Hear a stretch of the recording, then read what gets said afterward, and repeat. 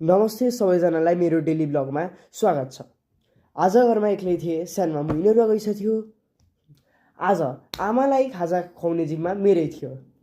आमा के खाइसिन्छ भने आमाले बाबु म फलफुल खान्छु भनिसो। त्यसपछि म हतार हतार हतार कुदेर माथि गएँ। त्यसपछि टक टक टक्क फलफुल काटेर आमालाई दिएँ।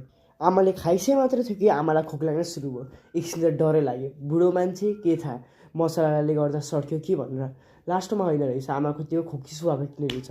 त्यसपछि एकछिन टिभी हेरेर बस्दै थिएँ।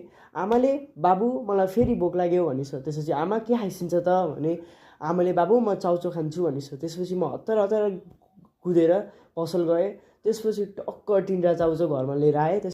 त्यसपछि माथि किचन गएर टक्क सबै मसला मरमसलाहरू रेडी पारेँ। त्यसपछि सबै मसला चाउचाउमा हालेँ। धेरै मसला पनि हाल्नु हुँदैन थियो, चाउचाउ सादा बनाउनु पर्थ्यो। आमालाई खोकीको समस्या थियो, आमा धेरै मसला भएको चाउचाउ खान सक्सिन थियो। त्यही भएर सादा र सिम्पल चाउचाउ मैले बनाएँ। त्यसपछि आमालाई तल लगेर मैले चाउचाउ दिएँ।